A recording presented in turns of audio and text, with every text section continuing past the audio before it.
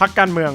คำนี้เราคุ้นเคยกันดีแน่นอนครับเพราะว่าไม่ว่าจะเป็นพรรคเก่าพรรคใหม่อย่างประชาธิปัตย์ไทยรักไทยเพื่อไทยประชาชนพลังประชาชนก้าวไกลอนาคตใหม่ซึ่งพรรคการเมืองที่เราคุ้นเคยเนี่ยครับมันก็ดูเต็มไปด้วยความจริงจังแต่เหรียญเนี่ยมันมี2ด้านยังไงพรรคการเมืองก็มี2ด้านเหมือนกันครับเพราะนอกจากจะมีพรรคสายจริงจังแล้วบนโลกนี้ก็ยังมีพรรคสายฮาสายตลกสายเสียดสีต่างๆมากมายและบางพรรคก็ยังโลดแล่นอยู่ในเวทีการเมืองด้วยครับโจ๊กเกอร์ปาร์ตี้หรือฟิวอลัสปาร์ตี้ก็คือคำที่ใช้เรียกพรรคการเมืองเหล่านี้นะครับซึ่งพรรคเหล่านี้เนี่ยก่อตั้งขึ้นมาบนหลักคิดความเอนเตอร์เทนเมนต์บางพรรคก็มุ่งเน้นการเสียดสีบางพรรคก็มุ่งเน้นตลกเฮาฮาผมณัฐวุฒิ ใสเกลือสมาชิกสภาโจ๊กฝ่ายแค้น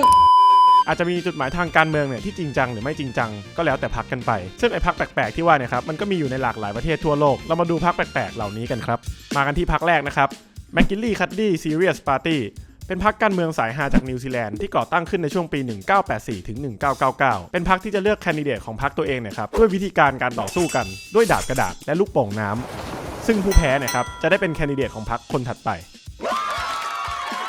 นอกจากจะมีวิธีเลือกแปลกๆแล้วเนี่ยยังมีข้อเสนอแปลกๆด้วยเช่นกันครับเช่น The Great Leap Backwards A Return to a Medieval Lifestyle หรืออันที่2ครับ The Abolition of Money หรือบางครั้งครับก็มีนโยบายไว้ตอบโต้พรรคอื่นเช่น If you want to waste your vote vote for us อันนี้ครับเพื่อเสียดสีแล้วก็แสดงจุดยืนทางการเมืองของตนพรรคถัดมาครับอย่างพรรค Donald Duck And we will make America great againไม่ใช่โดนัลด์ทรัมป์นะครับโดนัลด์ดักพรรคการเมืองอิงตัวการ์ตูนจากวอลต์ดิสนีย์ที่ถือกำเนิดขึ้นในประเทศสวีเดนโดยสำนักข่าว ABC ครับระบุว่าจำนวนคะแนนเสียงที่โหวตให้พรรคเป็ดเนี่ยเป็นองค์กรทางการเมืองที่เป็นที่นิยมมากที่สุดอันดับ9ของสวีเดนโดยในปี 1985 ครับพรรคนี้ได้รับคะแนนเสียงมากถึง291เสียงโดยการโหวตให้กับเป็ดโดนัลด์ดักเนี่ยครับมีมากกว่านักการเมืองตัวจริงเสียจริงบางคนเสียอีกทั้งนี้ครับเป็นเรื่องที่น่าเสียดายที่ในปี 2006 กฎการเลือกตั้งของสวีเดนเปลี่ยนไปไม่ให้ผู้ลงคะแนนเนี่ยครับโหวตให้กับผู้สมัครที่ไม่มีตัวตนอยู่จริงต่อมาครับพรรคนี้เหมือนจะมาเอาฮาแต่ระวังเสียน้ำตาในวันที่เขาเอาจริงอย่างพรรคตั๋วรถบัสเอลวิสหรือ Church of the Militant Elvis Party โดยเดวิดลอเรนซ์บิชอปชายวัยเกษียณที่คอสเพลย์เป็นเอลวิสเพสลีย์ลงสมัครภายใต้สังกัดพรรคเอลวิสในเขตคลิฟตันนอร์ทเมืองนอตติงแฮมและได้รับคะแนนเสียงโหวตถึง67เสียงมากกว่าพรรคเสรีนิยมประชาธิปไตยที่ได้เพียง56เสียงเท่านั้นซึ่งพรรคนี้ครับมาพร้อมกับนโยบายมากมายเช่นนโยบายเพิ่มความเข้มงวดให้กับการเป็นเจ้าของอาวุธปืนลมแคมเปญ Save Lavatories from Extinction หรือการผลักดันให้ธุรกิจซ่องเนี่ยถูกกฎหมายโดยการลดราคาลง 30% ให้กลุ่มคน OAP หรือก็คือกลุ่มคนสูงอายุคุณเดวิดเคยให้สัมภาษณ์กับทาง BBC ไว้ครับว่าเขาต้องการเป็นปากเป็นเสียงให้กับคนสูงอายุในชุมชนและคิดว่าการตั้งชื่ออิงกับตำนานศิลปินล็อกเนี่ยเหมาะสมแล้วกับแฟนเพลงสูงอายุแต่ปัจจุบันครับคุณเดวิดก็เสียชีวิตไปแล้วแต่ถึงจะจากไปก็จากไปอย่างเป็นตำนานให้ชาวนอตติงแฮมเนี่ยจดจำต่อไปครับPolish Beer Lover Parties หรือ PPPP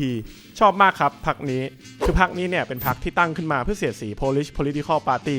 โดยพรรคนี้เนี่ยมีจุดประสงค์ในการสนับสนุนวัฒนธรรมการดื่มเบียร์แทนวอดก้าแล้วทำไมเขาต้องดื่มเบียร์แทนวอดก้ากันด้วยคืองี้ครับโปแลนด์เป็นประเทศที่นิยมดื่มวอดก้ากันมากกว่ากันอยู่แล้วส่วนตัวพรรคเนี่ยกลับมีความแน่วแน่ว่าอยากสนับสนุนเบียร์เพราะเบียร์เย็นดื่มลื่นๆก็จะทำให้บรรยากาศการพูดคุยชิลกว่าผู้คนมีความอดทนต่อการถกเถียงกันได้ดีกว่าและประชาชนก็จะกลมเกลียวกันนอกจากนี้ครับก็ยังเชื่อว่าการมีเบียร์ดีๆตามผับจึงเป็นสัญลักษณ์ของอิสรภาพในการชุมนุมและแสดงออกเคารพความเห็นต่างและยังสะท้อนถึงคุณภาพชีวิตที่ดีอีกด้วยไม่ใช่แค่มาเมามั่วบ้านงานครับแต่ในปี 1991 พรรค PPPP ได้คะแนนโหวตที่นั่งในสภาล่างถึง16ที่นั่งหรือคิดเป็น 3.27% ของคะแนนโหวตทั้งหมดแต่ก็เป็นเรื่องน่าเสียดายครับที่พรรคแตกออกเป็น2แล้วก็หันไปผลักดันเรื่องอื่นกันแทนเสียใจจากโปแลนด์ไปแล้วผมเลยต้องหันกลับไปซบพรรคเบียร์ที่อื่นแทนซึ่งนั่นก็คือพรรคเบียร์จากประเทศออสเตรียเพราะพรรคนี้ยังไม่ถูกยุบแล้วก็ยังอยู่จนถึงปัจจุบันด้วยครับพรรคนี้เนี่ยก่อตั้งขึ้นในปี 2014 โดยมาโกโปโกซึ่งเขาได้แถลงจุดยืนไว้ว่า The country needs a strong movement for beer and I did it for the country คนแบบนี้พรรคแบบนี้รักตายเลยครับ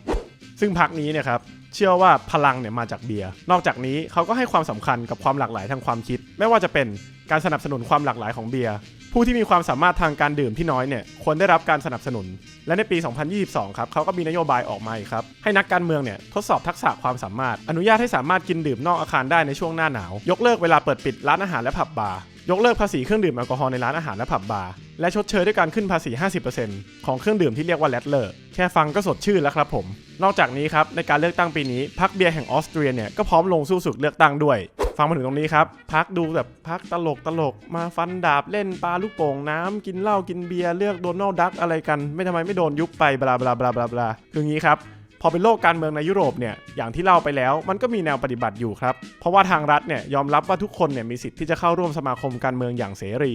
จะมีพรรคกี่พรรคจะเอาฮาไม่เอาฮาหรืออะไรก็แล้วแต่เขาก็ยังมีพื้นที่ให้พรรคการเมืองและคนที่สนับสนุนสิ่งเหล่านี้อยู่ครับมีประสบความสำเร็จบ้างมีบางพรรคหายไปแล้วด้วยตัวเขาเองบ้างแต่ในต่างประเทศพรรคการเมืองสายประชาธิปไตยไม่มีใครถูกยุบพรรคนะครับ